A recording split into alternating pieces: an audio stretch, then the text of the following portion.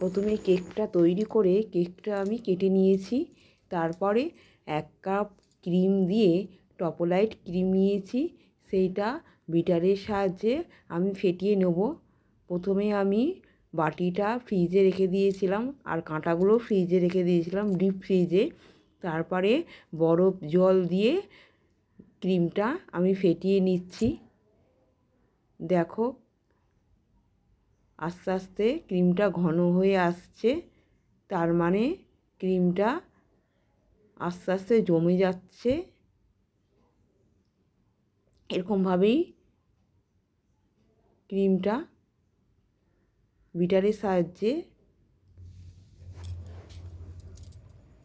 করে নিতে হবে।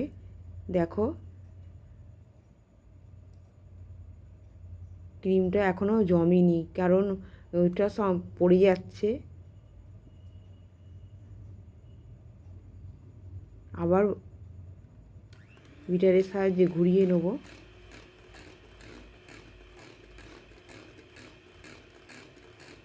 স্প্যাচুলার মধ্যে যখন আটকে থাকবে বা কাঁটার মধ্যে যখন ক্রিমটা আটকে থাকবে, তখনই মনে হবে ক্রিমটা হয়ে গেছে।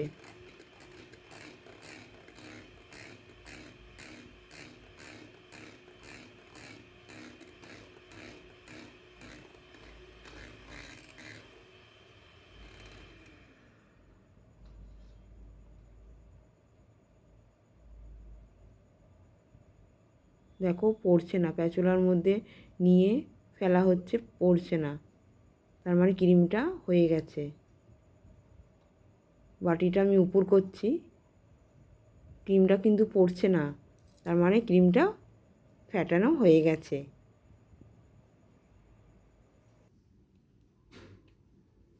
এবার দুধ গুলে নিলাম, দুধ আর চিনি।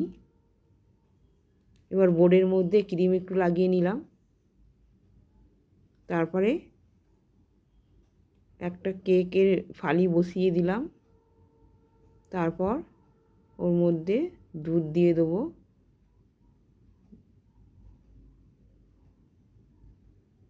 জল হোক দুধ হোক আপনার দিতে হবে, নাহলে এইটা ফ্রিজে থাকলে এটা শক্ত হয়ে যাওয়ার চান্স থাকবে। ভালো করে দুধটা মিশিয়ে নেব। এইগুলো হচ্ছে বাদাম আর কিশমিশ।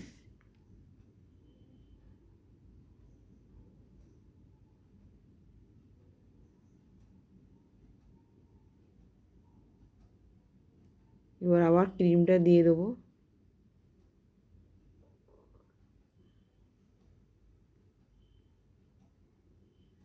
আপনারা পাইপিং ব্যাগের সাহায্যেও দিতে পারেন। এবার ভালো করে মিশিয়ে নেব।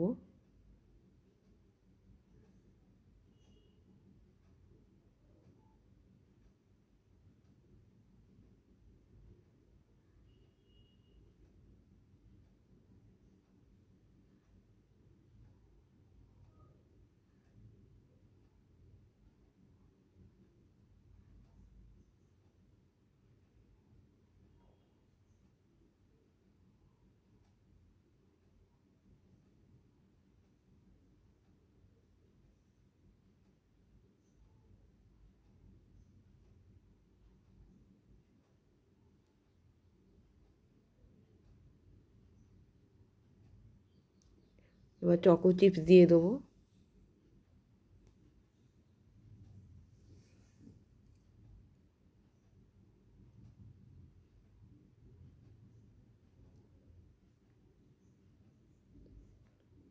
আবার কেকটা দিয়ে দেবো।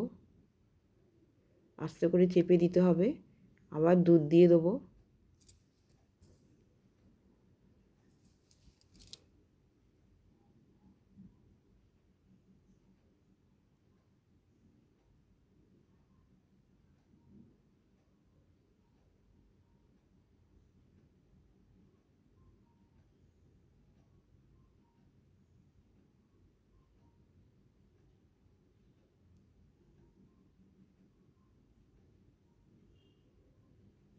আবার বাদাম আর কিশমিশ দিয়ে দেবো।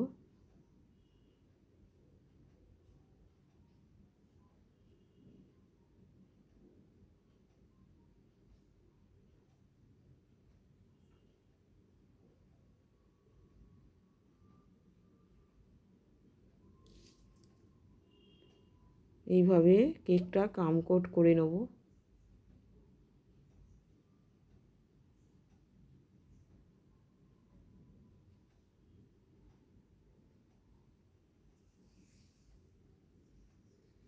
এইভাবে করে নিলাম, দেখো কোট। এবার এটা ফ্রিজে রেখে দেবো সারা রাত। নর্মাল ফ্রিজেই রাখতে হবে, ডিপ ফ্রিজে লাগলে ক্রিম নষ্ট হয়ে যাবে। নর্মাল ফ্রিজে সারা রাত আমি রেখে দেবো। তারপর সারা রাত রাখার পর এটা বার করে ডেকোরেশন করতে হবে।